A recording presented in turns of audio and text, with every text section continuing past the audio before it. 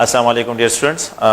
Last दिन जो है हमने जो डिस्कशन की है, तो अगर आपको याद हो तो मैंने स्पेक्ट्रम की क्लासिफिकेशन को डिस्कस किया था। लाइन स्पेक्ट्रम और जो है एब्जॉर्प्शन स्पेक्ट्रम जो है इनकी क्लासिफिकेशन की है। तो यही लाइन स्पेक्ट्रम हम लेते हैं और इसमें जो है हाइड्रोजन स्पेक्ट्रम को हमने एक्सप्लेन करना है। अच्छा, इससे पहले जो है अगर आप लोग देखें तो हम सोडियम मेटल आप लोगों ने जो है प्रैक्टिकल में जो है देखा होगा कि आप लोग जब लेबॉर्ट्री गए हों तो आप लोगों ने फ्लेम टेस्ट किए होंगे। अगर आप सोडियम मेटल को लेके आ जाते हैं फ्लेम में तो आप लोगों ने ऑब्जर्व किया होगा कि वहाँ पे येलो फ्लेम अपीयर होता है। अगर आप जो है लिथियम मेटल को लेके आते हैं, किसी जगह पे जो है लिथियम प्रेजेंट हो किसी साल्ट में जो है, तो वो जो है क्रिमेंसन रेड कलर देता है। तो ये मुख्तलिफ कलर जो है किस वजह से अराइज होते हैं? क्योंकि यहाँ पे जो इलेक्ट्रॉन्स होते हैं और जब आप इसको फ्लेम में लेके वो एक्साइटेड स्टेट में चले जाते हैं, मॉलिक्यूल्स हो, एटम्स हो, तो उनके जो इलेक्ट्रॉन्स होते हैं वो एक्साइटेड स्टेट में चले जाते हैं और जब वो एक्साइटेड स्टेट से वापस रिटर्न होकर आते हैं so they release photon. Characteristic wavelength of the colours को क्या करते हैं?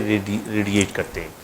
तो इसी वजह से different types of colours appear होते हैं। इसी आइडिया को हम लेते हैं और हाइड्रोजन स्पेक्ट्रम जो है इसको एक्सप्लेन करते हैं। हाइड्रोजन स्पेक्ट्रम मेरे ख्याल में आप लोगों ने फिजिक्स में भी पढ़ा होगा, ये पास्टन सीरीज और ये लाइमन सीरीज है। तो अगर आप लोग देखिए ये डिफरेंट टाइप्स ऑफ साइंटिस्ट ने डिफरेंट जो है पीरियड में उन्होंने क्या की है, इन सीरीज ऑफ रेडिएशन को डिस्क्राइब किया है कि लेट्स सपोज हाइड्रोजन में एक इलेक्ट्रॉन है, ये न्यूक्लियस है और ये यहाँ पे इलेक्ट्रॉन एनर्जी एब्जॉर्ब करता है, इलेक्ट्रिक आर देते हैं तो यहाँ पे चले जाता है, यहाँ से यहाँ पे यहाँ पे यहाँ पे, इनमें से किसी भी एनर्जी लेवल पे जो है एन जो है यहाँ पे पॉसिबल है। तो यहाँ पे ये के शेल है, ये एल शेल है, ये एम शेल है, ये एन शेल है, ओ शेल है, पी है और ये एन है। अगर इनमें से किसी भी एक्साइटेड स्टेट से इलेक्ट्रॉन जो है अगर ये एन से, अगर यहाँ पे जो है ये N6 से, N5 से, N4 से, N3 से, N2 से, इनमें से किसी भी एक्साइटेड स्टेट से अगर ये इलेक्ट्रॉन वापस रिटर्न होता है तो यहाँ पे ये सीरीज ऑफ रेडिएशन जो है इमिट करेगा। And this series of radiation was first time describe by Theodore Lyman ने इसको डिस्क्राइब किए। तो ये साइंटिस्ट का नाम है लाइमन सीरीज ऑफ रेडिएशन। इसको जो है लाइमन सीरीज ऑफ रेडिएशन कहते हैं। A series of radiation be emitted and this series of radiation is known as Lyman series. इसको या लाइमन सीरीज ऑफ रेडिएशन जो है डिस्क्राइब करते हैं। ये जो है ultra violet visible region, ultra violet region में जो है यहाँ पे फोटॉन इमिट होता है। अल्ट्रा वायलेट रीजन में, यूवी रीजन में जो है यहाँ पे फोटॉन की इमिशन होती है। अच्छा, अगर इस लाइमन सीरीज को अगर आप देखें तो यहाँ पे इसके जो वेवलेंथ का जो रेंज है तो ये अराउंड अबाउट 200 नैनोमीटर से एबव और 400 नैनोमीटर के रेंज में जो है ये रेंज अगर आमतौर पे हम देखें तो ये लैम्डा में इसके लिए डिस्क्राइब होता है। वेवलेंथ जो है जो रेंज है, तो ये लाइमन सीरीज ऑफ रेडिएशन जो है ये अल्ट्रा वायलेट रीजन में, यूवी रीजन में जो है फोटॉन रिलीज होता है। और नेक्स्ट जो है अगर आप लोग देखें यहाँ पे लेट्स सपोज है अगर ये इलेक्ट्रॉन यहाँ पे प्रेजेंट हो तो यहाँ से जंप करके, यहाँ से जंप करके, यहाँ से जंप, इनमें से किसी भी एनर्जी लेवल से अगर ये वापस रिटर्न होते हैं तो a series of radiation be emitted and this series of radiation was first described by Austin Frizzes Balmer ने जो है सर डेविड बाल्मर ने की है। तो उन्हीं के नाम से जो है इनको बाल्मर सीरीज ऑफ रेडिएशन जो है डिस्क्राइब करते हैं। N4 है और यहाँ पे N3।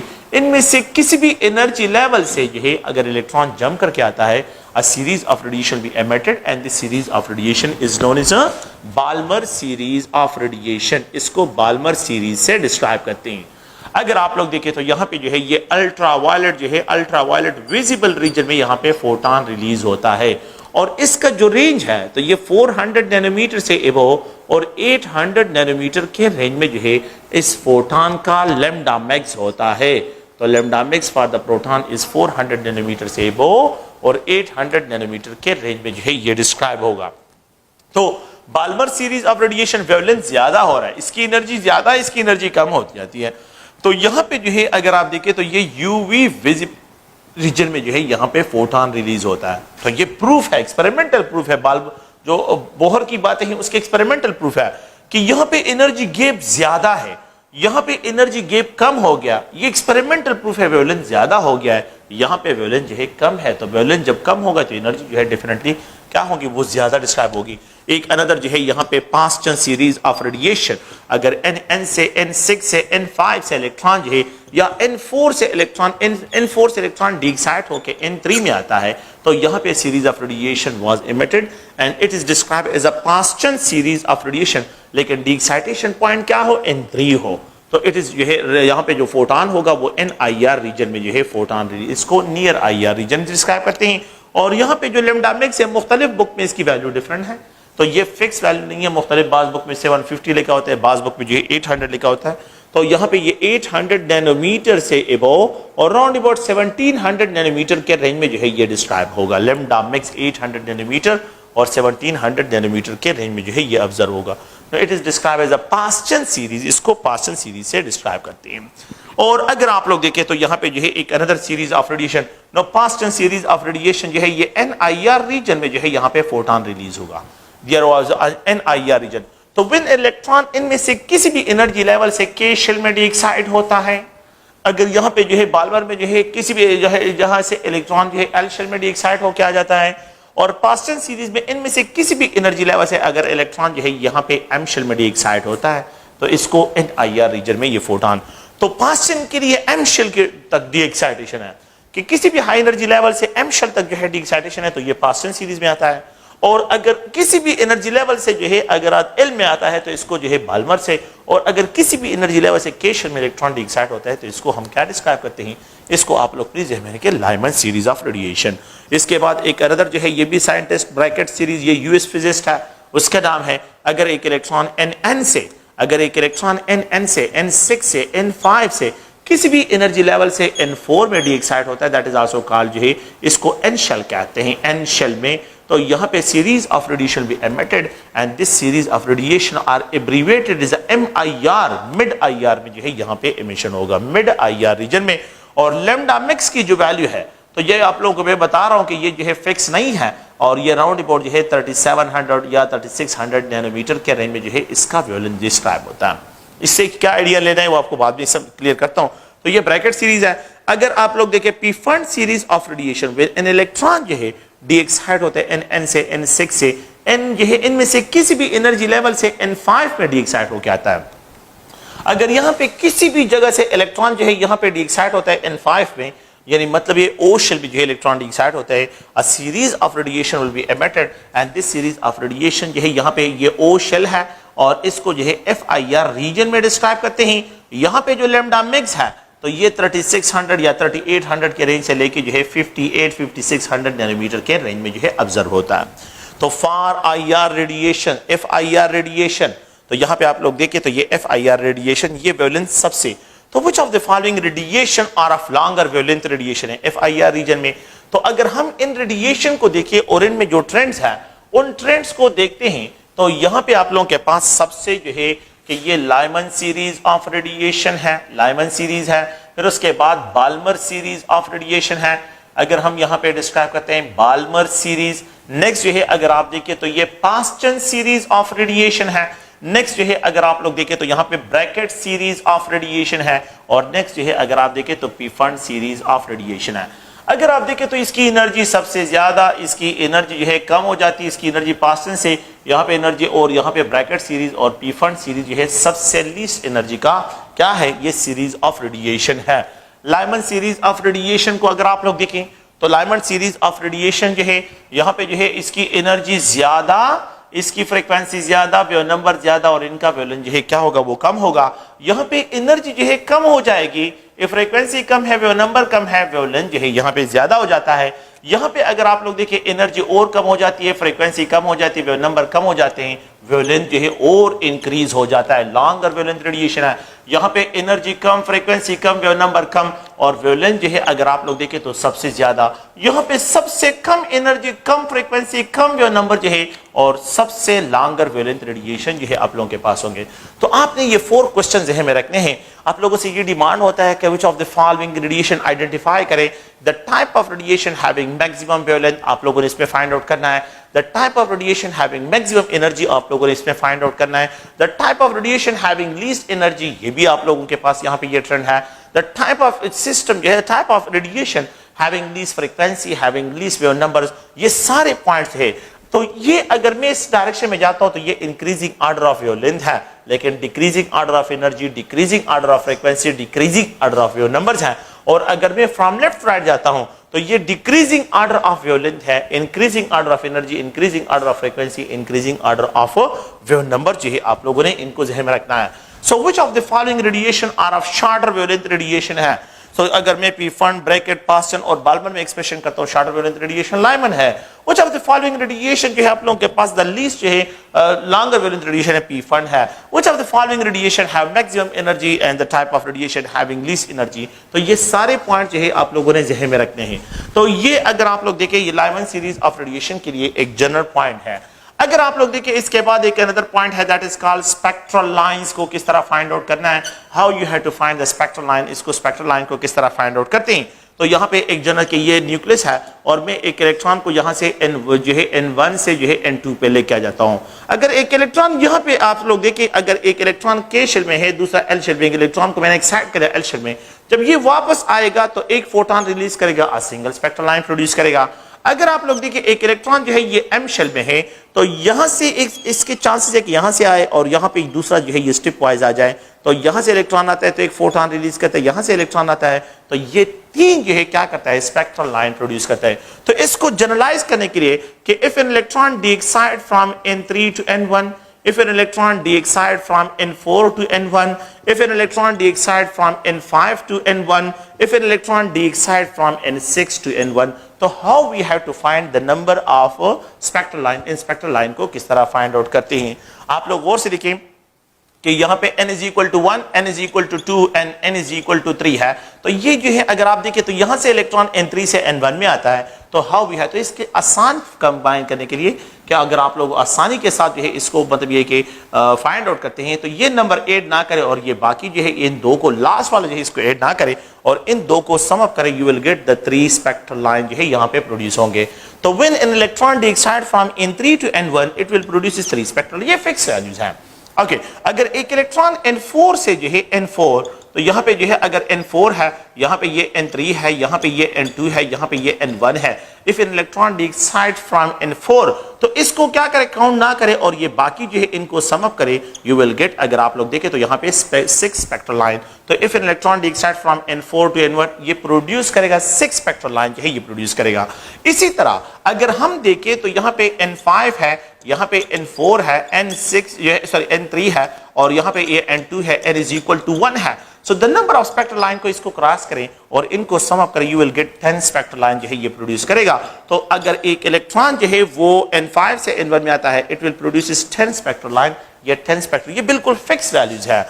इसी तरह जो है अगर एक इलेक्ट्रॉन N6 से आ रहा है तो आप इसको क्रॉस करें और इसको जो है इन सबको सम अप करें, तो इन सबको सम अप करते हैं तो you will get 15 spectral line. तो यहाँ पे 15 स्पेक्ट्रल लाइन प्रोड्यूस होते हैं और ये सारे वैल्यूज क्या है, ये सब के सब जो है अगर आप लोग देखें ये फिक्स वैल्यू है।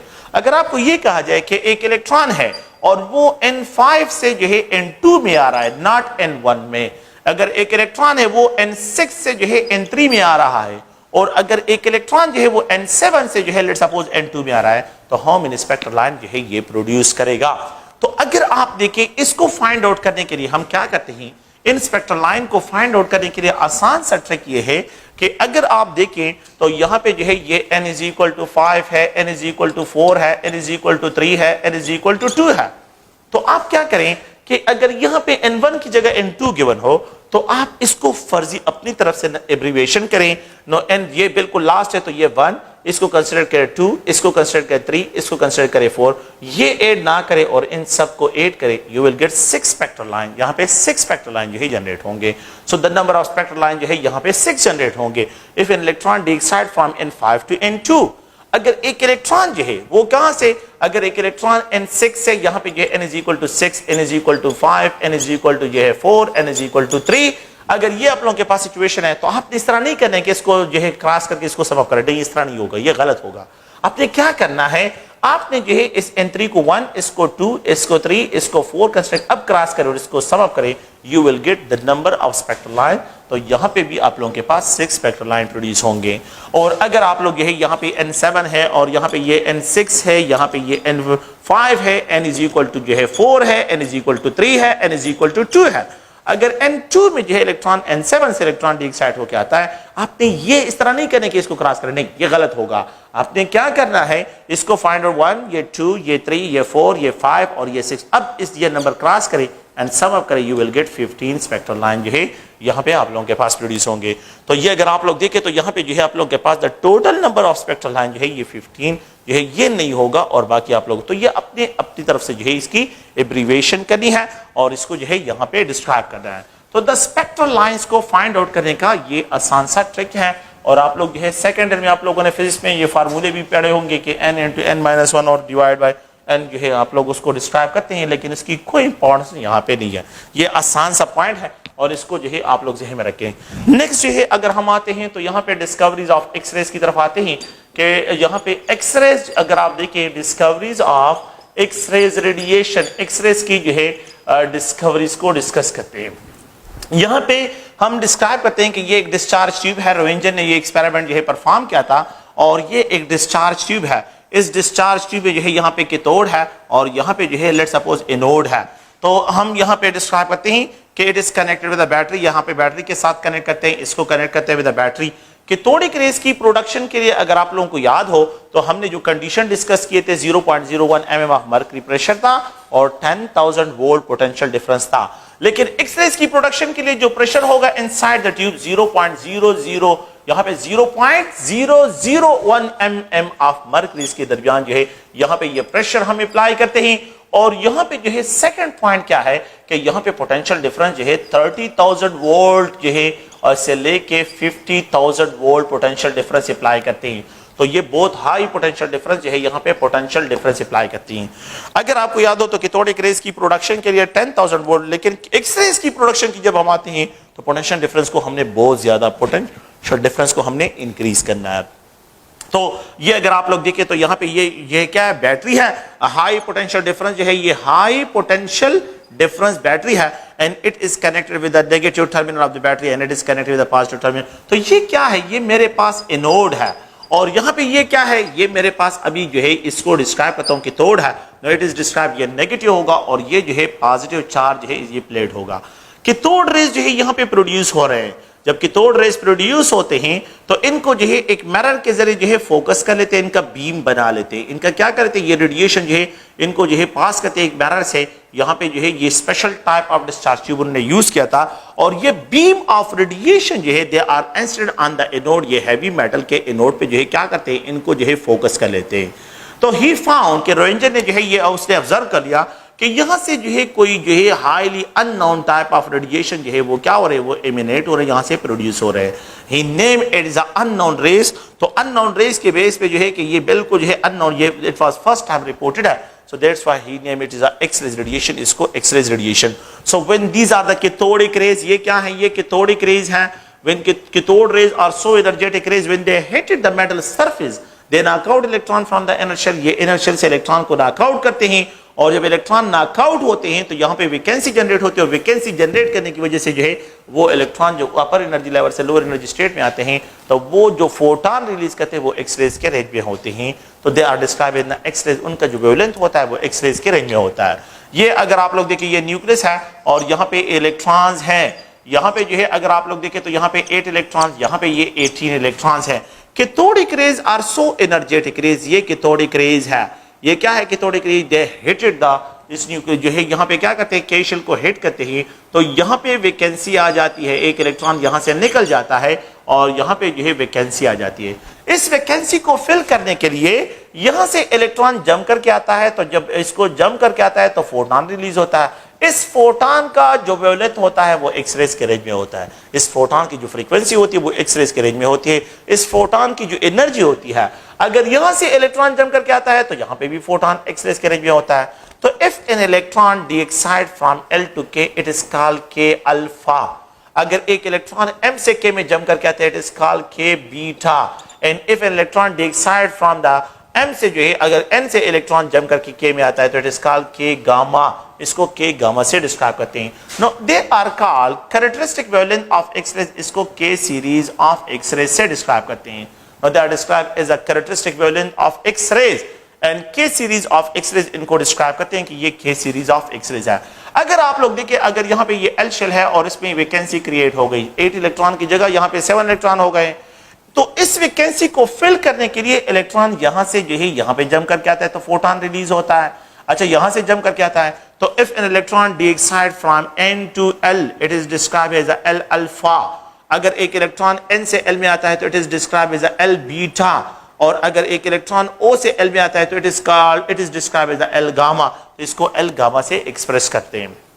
आप लोग देखिए, इट इज जनरली जो है डिस्क्राइब करते हैं कि L series of X rays, इसी तरह M सीरीज है। जनरल क्या है, जनरल ट्रेंड ये है कि K series of X rays जो है ये ज्यादा एनर्जी का है as compare to the L series, while L series of X rays are more energetic than the M series. ये M सीरीज तो इनकी एनर्जी ज्यादा होती है, इनकी फ्रीक्वेंसी ज्यादा, इनके वेव नंबर ज्यादा, और इनका जो वेवलेंथ होता है वो शॉर्टर होता है। यहाँ पे जो एनर्जी कम हो जाती है, फ्रीक्वेंसी कम हो जाती है, वेव नंबर कम हो जाते हैं, वेवलेंथ जो है वो इंक्रीज हो जाता है। और यहाँ पे जो है अगर आप देखिए एनर्जी और कम, वेव नंबर कम, और वेवलेंथ जो है ये सबसे ज्यादा डिस्क्राइब होगा। So the type of X-rays having which are longer wavelength जो है तो वो M series of X-rays है, and the type of X-rays जो shorter wavelength of X-rays produce करते हैं वो K series में यहाँ पे डिस्क्राइब होंगे। इनकी एनर्जी भी ज्यादा होगी, इनकी फ्रीक्वेंसी भी ज्यादा होगी, इनके वेव नंबर भी ज्यादा होंगे, इनकी एनर्जी कम होगी, इनकी फ्रीक्वेंसी कम होगी, और इनके वेव नंबर जो है वो भी कम जो है डिस्क्राइब होते हैं। Now these are called the characteristic जो है characteristic wavelength of X-rays जो है कि जिसमें K सीरीज जब vacancy in the shell generate होती है तो इनको जो है K सीरीज ऑफ X-ray से डिस्क्राइब करते हैं। अच्छा, X-rays जो है एक दूसरा मेथड भी है, और जिसको जो है हम ब्रिमस्टॉलिंग मेथड्स कहते हैं कि ये न्यूक्लियस है। ये क्या है, ये न्यूक्लियस है, और यहाँ पे जो है इलेक्ट्रॉन्स है, यहाँ पे इलेक्ट्रॉन्स है, यहाँ पे इलेक्ट्रॉन्स ये लेट्स सपोज है। ये जो है कैथोडिक रेज है, cathodic rays are actually electrons है, नेगेटिव चार्ज होते हैं, cathodic rays are actually electrons है। तो ये आ रहे हैं और हाई पोटेंशियल डिफरेंस, इतने पोटेंशियल डिफरेंस के साथ आ रहे हैं, तो ये जैसे ही न्यूक्लियस के करीब आते हैं तो न्यूक्लियस पे पॉजिटिव चार्ज होता है और इन पे नेगेटिव चार्ज होता है, तो इनके दरमियान अट्रैक्टिव फोर्सेस डेवलप हो जाती हैं, ब्रेक होना। So there will be a breaking of radiation. तो यहाँ पे फॉर अ व्हाइल टाइम जो है, for a fraction of time जो है, ये क्या हो जाते हैं, ब्रेक हो जाते हैं।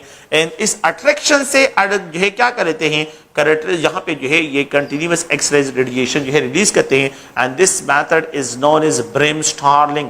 अगर आप लोग देखें तो इसको जो है ब्रिमस्टॉलिंग मेथड से जो है डिस्क्राइब करते हैं। अगर आप देखिए यहाँ पे इलेक्ट्रॉन की जो है रिमूवल नहीं हुआ है, यहाँ पे इलेक्ट्रॉन न्यूक्लियस के करीब जा रहा है, तो जितना जो है ये इलेक्ट्रॉन, ये कैथोडिक रेज जो है ये न्यूक्लियस के करीब जाते हैं, अट्रैक्टिव फोर्सेस ज्यादा होंगे, ज्यादा एनर्जी रिलीज होगी। अगर ये इलेक्ट्रॉन जो है न्यूक्लियस से फार अवे जाता है, अगर ये इलेक्ट्रॉन तो अट्रैक्टिव फोर्सेस कम होंगे तो कम एनर्जी वाला एक्स-रेज प्रोड्यूस होगा।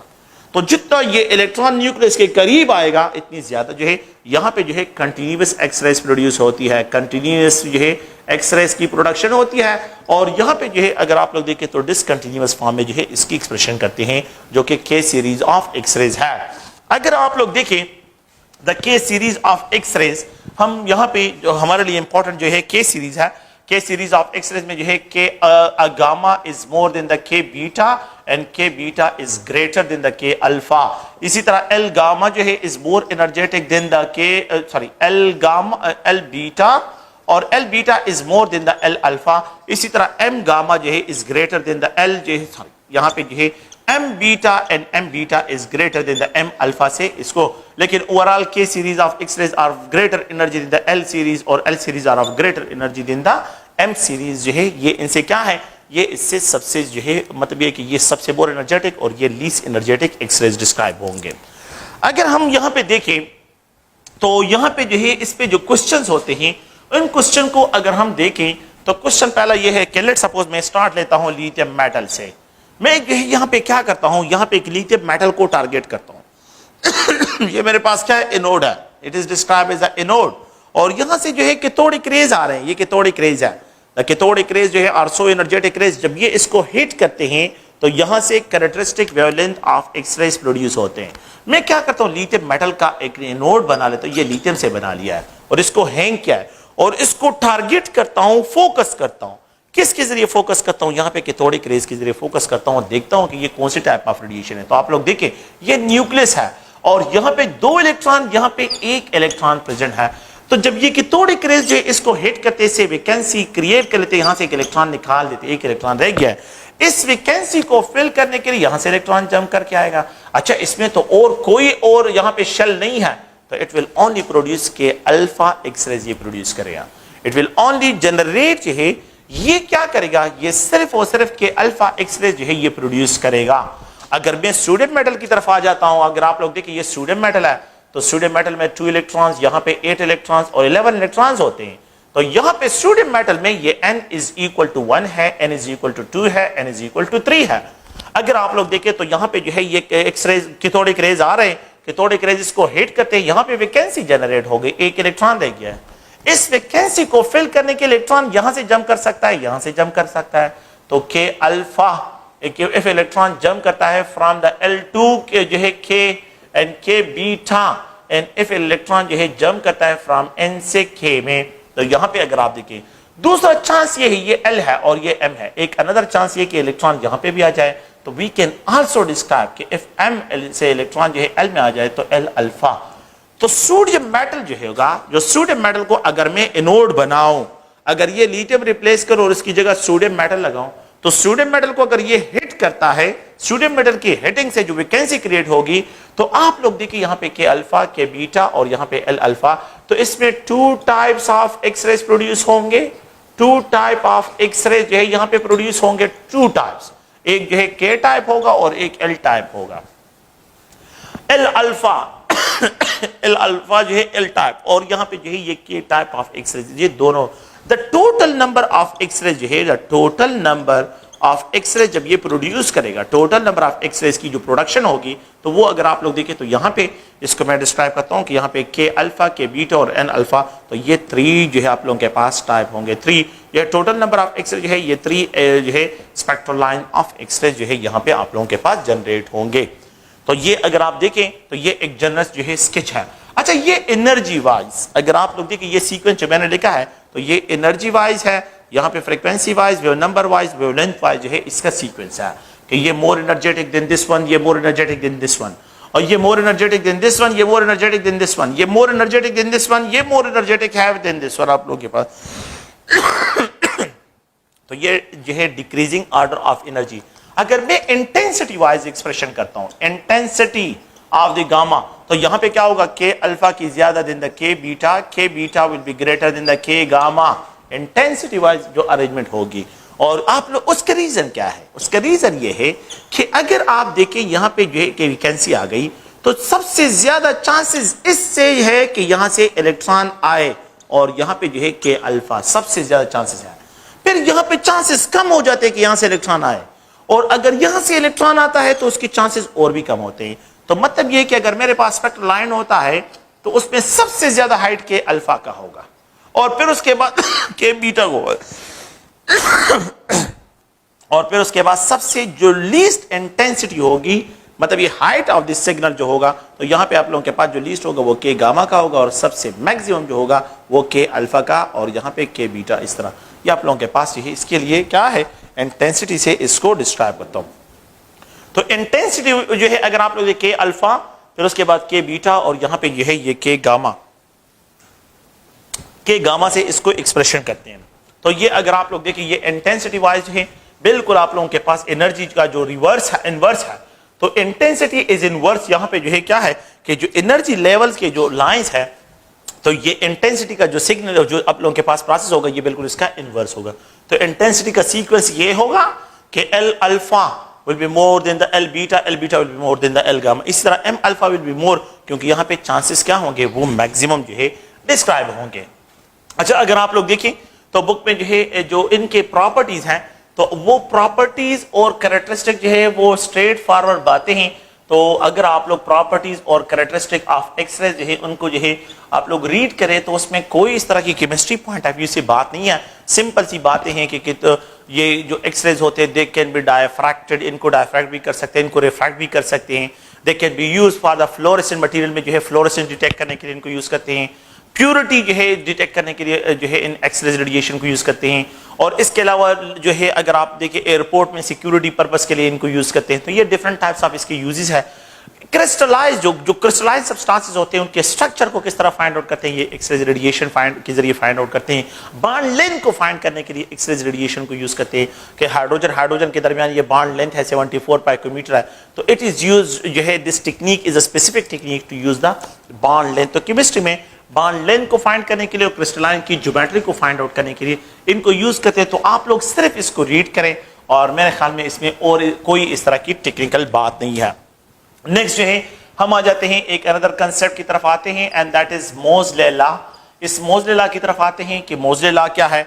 हमने जो है इससे पहले जो डिस्कशन की थी कि delta E is equal to Z square, ये बोहर मॉडल है फॉर द एनर्जी, और यहाँ पे m, यहाँ पे अगर आप देखें 8 epsilon not square h square into 1 over n1 square minus 1 over n2 square जो है इसको एक्सप्रेस करते हैं।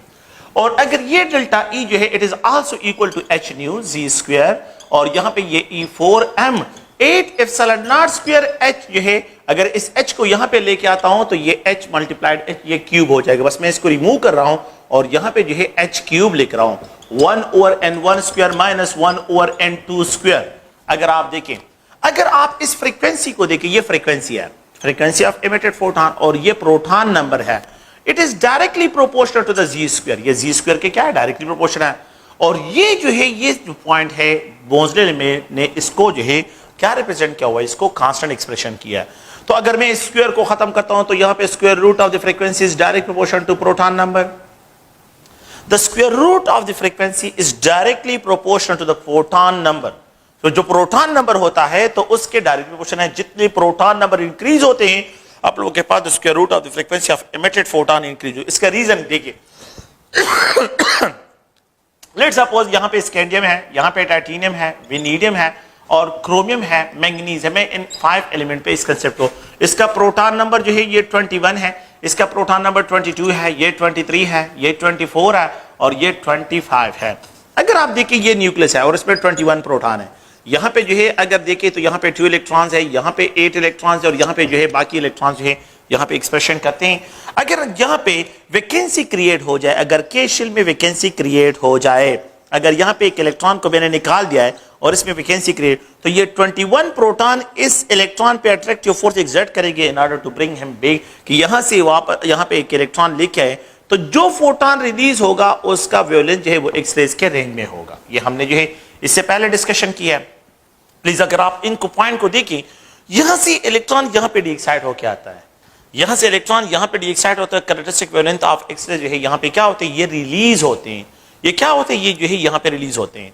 अगर मैं ये 22 प्रोटॉन करूं, प्रोटॉन न्यूक्लियर चार्ज इंक्रीज, और यहां पे ये के शेल है, यहां पे जो है आप लोगों के पास 8 इलेक्ट्रॉन, यहां पे वैकेंसी क्रिएट हो गई, तो 22 प्रोटॉन का अट्रैक्टिव फोर्स इस इलेक्ट्रॉन को यहां पे लेके आएगा। तो 22 प्रोटॉन का अट्रैक्टिव फोर्स इस 21 से ज्यादा होगा। और इसी तरह जो है अगर मैं 25 प्रोटॉन को पॉजिटिव चार्जेस को लिखूं तो यहां पे ये 2 है और यहां पे जो है 8 है। मैं जनरली अगर यहां पे वैकेंसी क्रिएट हो जाए तो ये 25 प्रोटॉन ज्यादा एनर्जी इस पे एक्सर्ट करे in order to bring him to the nucleus के करीब सेकंड ऑर्बिट में लेके आएंगे। तो आप देखें कि जितने प्रोटॉन नंबर इंक्रीज होंगे, अट्रैक्टिव फोर्स इंक्रीज होगी, तो मोर जो है फ्रीक्वेंसी वाला फोटोन जो है यहाँ पे क्या होगा, रिलीज होगा। तो according to this law, according to the Moseley concept जो है कि the square root of the frequency is direct proportional to the atomic number. ये एटॉमिक नंबर के जो है डायरेक्टली प्रोपोर्शनल है। और उसने ये आइडिया कहां से लिया है, उसने जो है ये बोहर एटॉमिक मॉडल से ये आइडिया लिया है कि the square root of frequency is direct proportional to the proton number. ये प्रोटॉन नंबर के डायरेक्टली प्रोपोर्शनल है। ओके, अब एक प्रॉब्लम है। प्रॉब्लम ये है कि जब ये इलेक्ट्रॉन यहां पे आता है तो प्रोटॉन नंबर इंक्रीज, तो इसको जो है प्रोटॉन नंबर जब इंक्रीज होते हैं तो यहां पे जो है अगर आप जितने प्रोटॉन नंबर इंक्रीज होते हैं तो यहां पे जो है अगर आप देखिए अट्रैक्टिव फोर्सेस ज्यादा होंगे, फ्रीक्वेंसी ज्यादा। लेकिन ये इलेक्ट्रॉन जो है अगर यहां से एक इलेक्ट्रॉन आता है तो ये इलेक्ट्रॉन उसको क्या करता है, रिपेल करता है। इलेक्ट्रॉन को रिपेल करता है। न्यूक्लियस इस इलेक्ट्रॉन को यहां पे लेके आता है, लेकिन ये जो इनर शेल इलेक्ट्रॉन है ये इस इलेक्ट्रॉन को रिपेल करते हैं, तो ये शील्ड करता है द इनकमिंग इलेक्ट्रॉन को। तो जब ये शील्ड होगा, इस पे अट्रैक्टिव फोर्सेस कम होंगे, तो फिर यहां पे फ्रीक्वेंसी कम जो है कम फ्रीक्वेंसी वाला फोटोन, इसलिए मैं बी को एक्सप्रेस करता हूं कि माइनस बी। इसका मतलब ये कि the square root of the frequency is inversely proportional to the screening constant, and that is also called shielding effect, जिसको शील्डिंग इफेक्ट या स्क्रीनिंग इफेक्ट जो है इसको डिस्क्राइब करते हैं कि स्क्रीनिंग इफेक्ट जो है यहां पे एक इलेक्ट्रॉन का स्क्रीनिंग इफेक्ट है। अगर यहां पे वैकेंसी क्रिएट हो जाए अगर यहां पे वैकेंसी क्रिएट हो जाए तो यहां पे 7 इलेक्ट्रॉन का स्क्रीनिंग इफेक्ट होगा। तो 7 इलेक्ट्रॉन का स्क्रीनिंग इफेक्ट इस इलेक्ट्रॉन को क्या करेगा, प्रोटेक्ट करेगा फ्रॉम द न्यूक्लियस। न्यूक्लियस इसकी प्रोटेक्शन होगी। तो बात please the square root of frequency is direct proportional to Z but inversely proportional to B. B के inversely proportional. the square root of frequency is equal to a into z minus b, where a is a proportionality sign constant. What is mean by a? a क्या है? अगर आप लोग देखें अगर आप लोग देखें यहां पे जो है a क्या है, तो ये जो है फ्रीक्वेंसी है, ये z स्क्वायर है। ये अगर आप लोग देखें ये E4, ये M8 एप्सिलॉन नॉट स्क्वायर, ये h क्यूब, ये सारे कांस्टेंट हैं, ये सारे कांस्टेंट हैं। और अगर ये 1 over n1 square minus 1 over n2 square, 1 over n1 square minus 1 over n2 square, it is equal to 1 over 1 square minus 1 over 2 square is equal to 1 minus 1 over 4 है। तो यहां पे जो है इसका क्या करें, इसका एलसीएम ले और इस 4 को यहां पे डिवाइड करें तो ये 4 हो जाएगा, यहां पे 1 पे डिवाइड करें, सॉरी यहां पे ये 1 हो जाएगा, 1 पे डिवाइड करें तो ये 4, तो ये 3/4 के बराबर है। तो वी कैन रिप्रेजेंटेड, ये भी कांस्टेंट है। इन सारे वैल्यूज का ये सारे कांस्टेंट है, ये constant they are describe as A, इसको ए कहते हैं। मोज़लेला का जो कांस्टेंट है, तो ये E4, M और 3/4, 8 एप्सिलॉन, ये सारे कांस्टेंट वैल्यूज हैं। तो अगर आप लोग देखें तो square root of the frequency जिसको मैं एक्सप्रेस कर रहा हूं is directly proportional to the z, inversely proportional to square root of the frequency जो है यहां पे a z माइनस b, ये a जो है आप लोगों को ये एक्सप्रेशन करता है, इसकी एक्सप्रेशन ये है।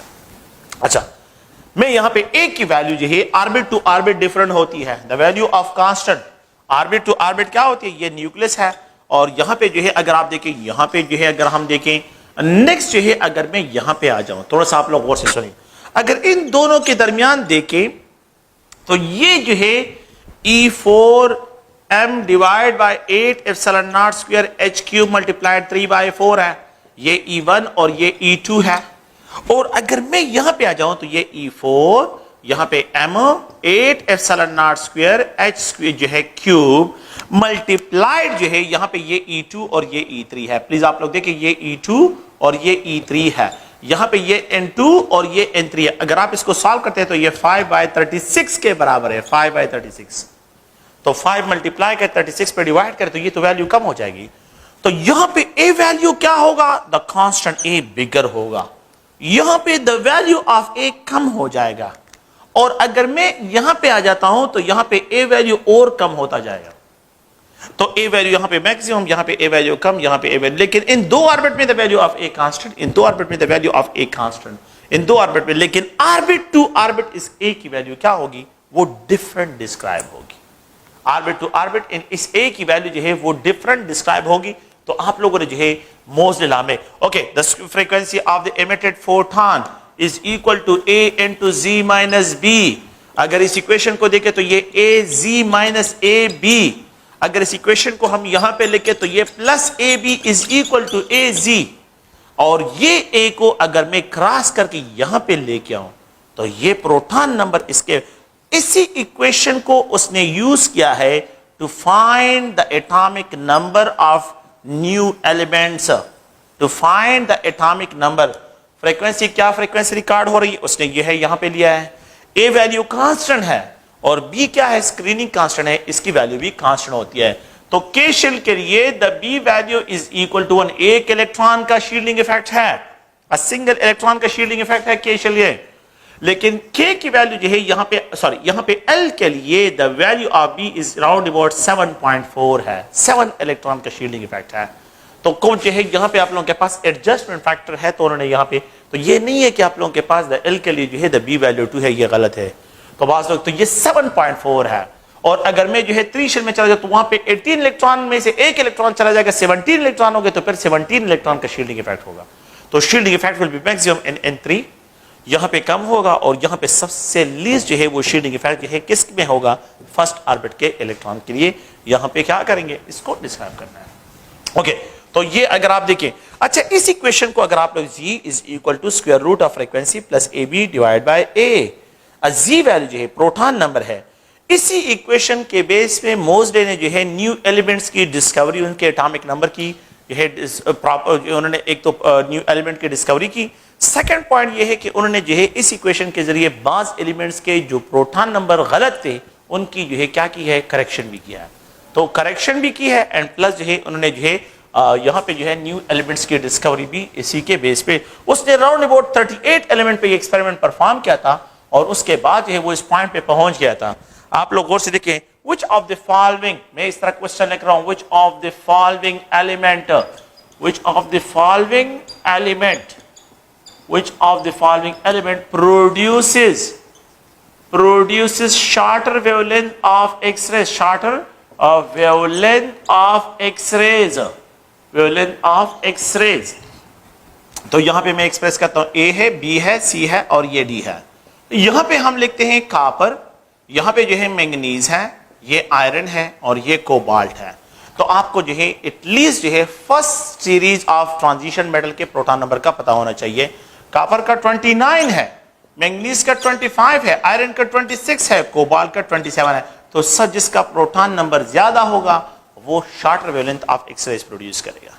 वो क्या करेगा? तो जिस एलिमेंट का प्रोटॉन नंबर ज्यादा होगा वो shorter wavelength of X-rays produce करेगा। जिसका वेवलेंथ जो है यहाँ पे जो है इसका प्रोटॉन नंबर सबसे कम होगा तो वो longer wavelength of radiation produce करेगा। ये ज्यादा एनर्जी वाला फोटोन रिलीज करेगा एक्सरे का, ये जो है मोर फ्रीक्वेंसी वाला जनरेट करेगा और ये मोर वेव नंबर जो है ये एक्सरेज प्रोड्यूस करेगा। तो ये 4 क्वेश्चन जो है आप लोगों ने क्या करने, इनको जहन में रखना है। तो ये मोज़ले लॉ जो है और उसका आइडिया है, आप लोगों ने प्लीज इनको भी जहन में रखना है। नेक्स्ट जो है अगर हम आ जाते हैं तो यहां पे बोहर मॉडल में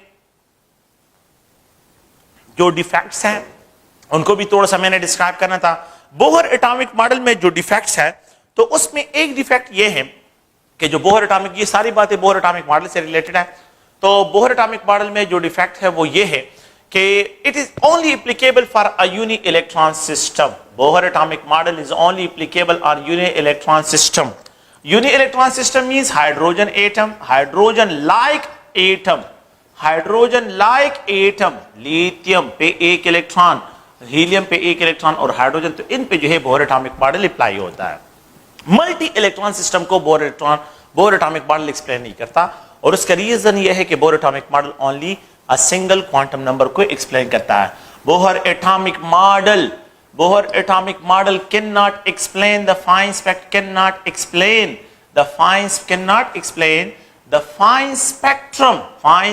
of hydrogen। अच्छा, इसका मतलब क्या है? ये जो है अज़मुतल क्वांटम नंबर में मैंने एक्सप्लेन करना है the fine spectrum of hydrogen. तो ये हाइड्रोजन के फाइन स्पेक्ट्रम को एक्सप्लेन नहीं करता। द थर्ड वन यहां पे ये है कि बोहर एटॉमिक मॉडल जो है cannot explain the Stark effect, cannot explain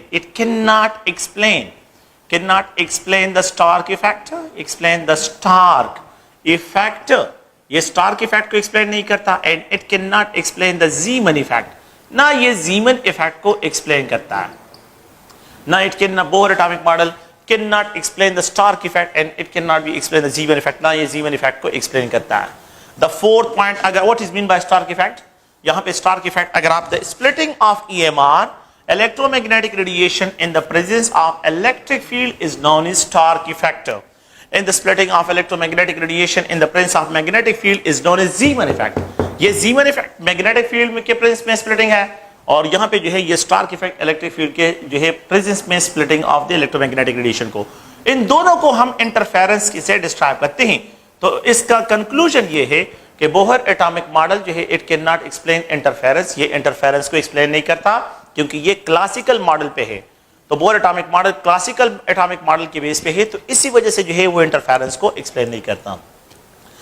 the fourth one अगर आप लोग देखें तो बोहर एटॉमिक मॉडल जो है have contradiction, Bohr atomic model have contradiction, ये हैव कंट्राडिक्शन और विद हाइजेनबर्ग अनसर्टेनिटी प्रिंसिपल में जो है इसके साथ क्या है, इसका कंट्राडिक्शन है। अच्छा, इसका मतलब क्या है? इसका मतलब अगर आप लोग थोड़ा सा देखें, according to the Bohr atomic model अगर एक इलेक्ट्रॉन जो है वो h/2 पाई मोमेंटम के साथ रिवॉल्व कर रहा है, अगर एक इलेक्ट्रॉन जो है वो h/2 पाई मोमेंटम एंगुलर मोमेंटम के साथ रिवॉल्व कर रहा है, इट मींस ये k शेल में प्रेजेंट है। अगर एक इलेक्ट्रॉन h/pi मोमेंटम के साथ रिवॉल्व कर रहा है एंगुलर मोमेंटम के साथ, इट मींस ये l शेल में प्रेजेंट है। और अगर एक इलेक्ट्रॉन जो है यहाँ पे 3h/2 पाई एंगुलर मोमेंटम के साथ रिवॉल्व कर रहा है, इट मींस कि ये m शेल में प्रेजेंट है। और अगर इलेक्ट्रॉन जो है ये 4h/2 पाई मोमेंटम के साथ रिवॉल्व कर रहा है, तो इट मींस कि ये n शेल में है। तो क्या मैं कर सकती यहां से डिस्क्राइब कर सकता हूं कि यहां पे एंगुलर मोमेंटम से मैं इलेक्ट्रॉन का पोजीशन फाइंड कर सकता हूं कि अगर इस एंगुलर मोमेंटम के साथ रिवॉल्व करे तो k शेल में है, अगर इस एंगुलर मोमेंटम के साथ रिवॉल्व करे तो l शेल में है, अगर इस एंगुलर मोमेंटम के साथ है तो m शेल में है, अगर इस एंगुलर मोमेंटम के साथ रिवॉल्व करे तो ये n शेल में है। तो क्या हम इसको यहां से डिस्क्राइब कर सकते हैं आसानी के साथ? लेकिन इट इज अगेंस्ट हाइजेनबर्ग क्या कहता है कि it is impossible to determine the position and momentum of electron simultaneously. अगर मैं मोमेंटम को फाइंड करता हूं तो it is impossible to find. और हाइजेनबर्ग की बात जो है ये मॉडर्न मैकेनिक्स है, ये मॉडर्न फिजिक्स है, उसकी बात ज्यादा ऑथेंटिक है as compare to the Bohr atomic model. तो यहां पे एक कंट्राडिक्शन है, ये इसके क्या है, ये जो है बोहर एटॉमिक मॉडल के जो है डिफेक्ट्स हैं। तो इन डिफेक्ट्स को जो है यहां पे डिस्क्राइब करते हैं। तो ये 4 डिफरेंट टाइप्स ऑफ डिफेक्ट्स हैं, इनको आप लोगों ने ज़हन में रखना है। नेक्स्ट जो है बस ये टॉपिक भी क्लोज है and we have to explain the quantum numbers.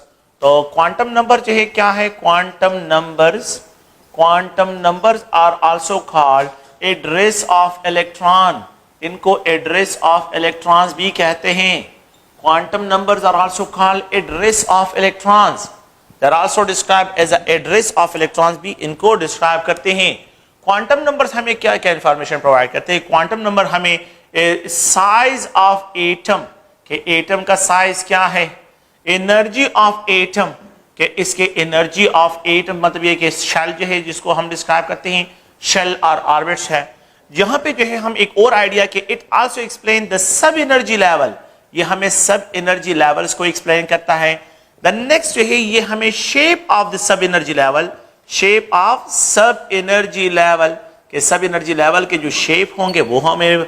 The next जो है ये हमें एक्सप्लेन करते हैं ओरिएंटेशन ऑफ ऑर्बिटल्स, ऑर्बिटल्स के ओरिएंटेशन को जो है डिस्क्राइब करते हैं। और द नेक्स्ट जो है यहाँ पे स्पिन ऑफ इलेक्ट्रॉन, इलेक्ट्रॉन के स्पिन को जो है इससे डिस्क्राइब करते हैं। तो ये मेन पॉइंट्स हैं जो क्वांटम नंबर जो है हमें क्या करते हैं, डिस्क्राइब करते हैं। मॉडर्न फिजिक्स में जो है according to the Bohr atomic model electron nucleus के इर्द गिर्द रिवॉल्व होते हैं, इलेक्ट्रॉन न्यूक्लियस के इर्द गिर्द रिवॉल्व होते हैं। लेकिन according to the modern physics जो है कि इलेक्ट्रॉन जो है न्यूक्लियस के 3 डायमेंशनल स्पेसेस में प्रेजेंट होते हैं, इलेक्ट्रॉन न्यूक्लियस के इर्द गिर्द रिवॉल्व नहीं होते। तो इसी आइडिया को जो है यहाँ पे जो है डी ब्रॉगले का एक आइडिया है, डी ब्रॉगले, और वो आप लोगों ने फिजिक्स में पढ़ा होगा कि डी ब्रॉगले ने ये पॉइंट दिया था कि अगर लाइट जो है उसका डुअल नेचर है सो इलेक्ट्रॉन का भी डुअल नेचर है। और ये इक्वेशन जो है उन्होंने यहाँ पे डिस्क्राइब किया mv is equal to h by lambda. ये mv is equal to h by lambda, ये क्या है? h है, ये प्लैंक्स कांस्टेंट है आइंस्टाइन इक्वेशन से। No it is describe as a momentum, momentum और यहाँ पे वेवलेंथ में कौन सा रिलेशन है? यहाँ पे इनवर्स रिलेशन है। जिसका मास ज्यादा होगा उसका वेवलेंथ बहुत कम होगा, जिसका मास ज्यादा होगा उसका वेवलेंथ बहुत कम होगा। तो यहाँ पे जो है मोमेंटम और वेवलेंथ में, तो मोमेंटम पार्टिकल नेचर को एक्सप्लेन करता है, पार्टिकल नेचर को, और ये वेवलेंथ जो है उसके वेव नेचर को क्या करता है? डिस्क्राइब करता है।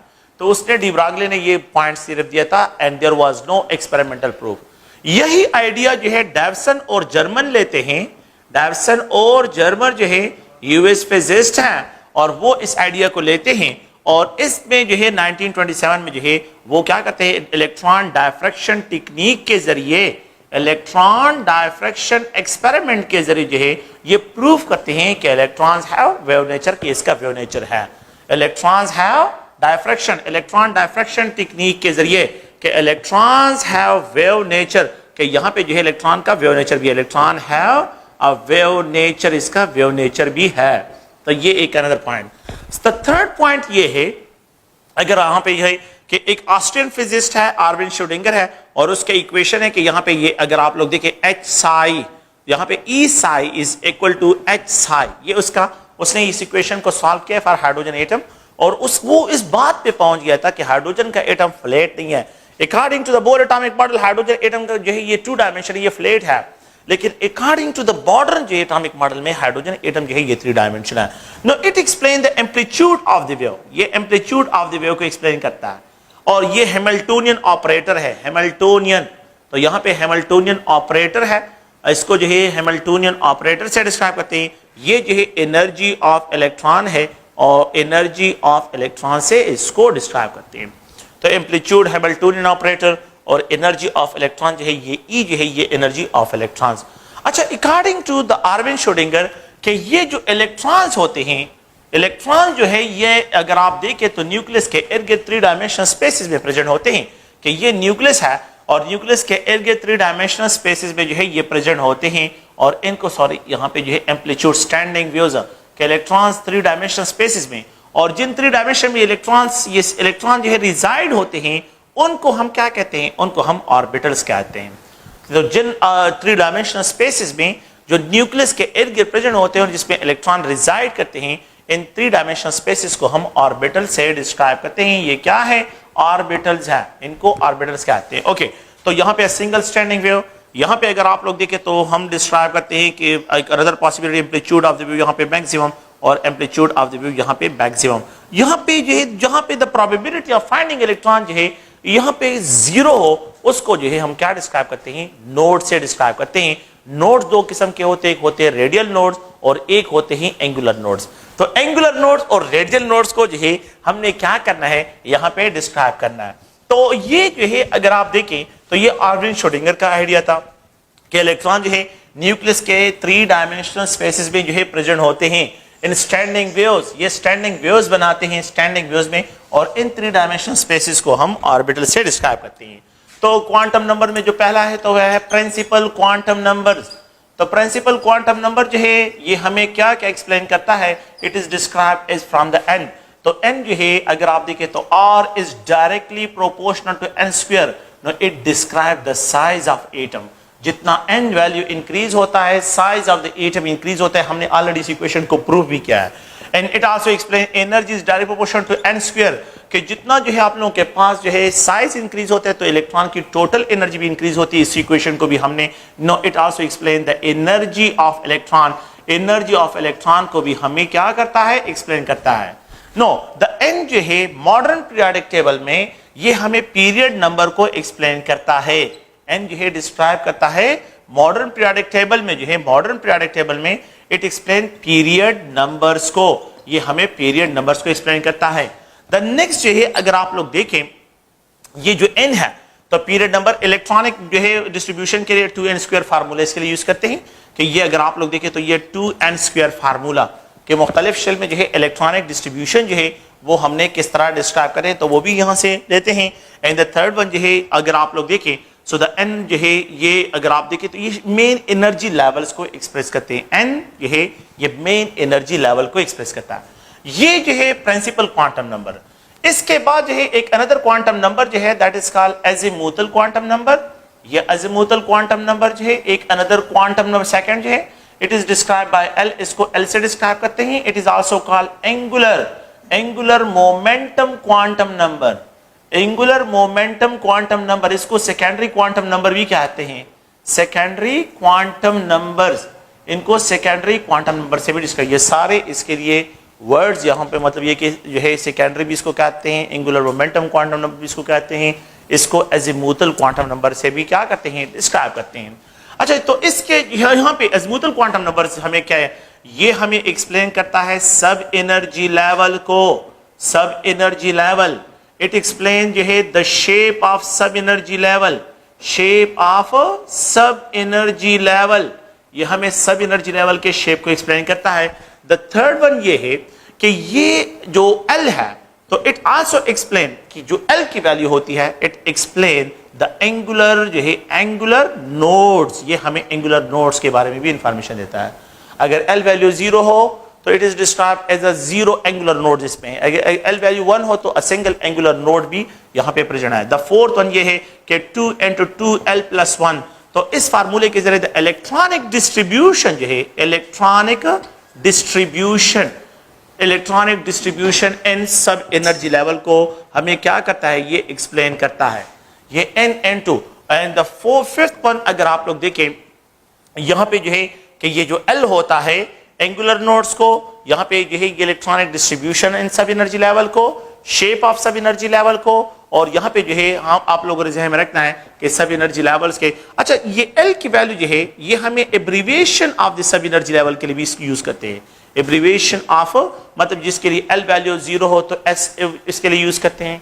एस जो है ये शार्प को एक्सप्रेस करता है, पी प्रिंसिपल के लिए। तो यहां पे एब्रीविएशन ऑफ सब एनर्जी लेवल के क्या क्या एब्रीविएशन है तो उनको भी ओके। एक अनदर पॉइंट यहां पे ये है, मैंने यहां पे एल वैल्यू जो है डिस्क्राइब करता है द कॉलम नंबर्स। ये किस चीज को एक्सप्लेन करता है? Column numbers in periodic table. Periodic table में जो है कॉलम नंबर्स को ये एक्सप्लेन करता है। तो पीरियोडिक टेबल्स में कॉलम नंबर जो होते हैं, पीरियोडिक टेबल में द कॉलम नंबर जो होते हैं, column number in periodic table जो है उसको भी ये डिस्क्राइब करता है। तो ये अगर आप लोग देखें अज़्मुतल क्वांटम नंबर जो है, यहां से हमने जो है जो वैल्यूज यहां पे इसकी जो वैल्यू है, इसकी जो वैल्यू स्टार्ट होती है, सो यहां पे L value is equal to 0 और n-1 तक ये एक्सटेंड होती है। 0 से लेके n-1 तक जो है इसकी वैल्यू क्या होती है, ये एक्सटेंड होती है। Okay, thank you.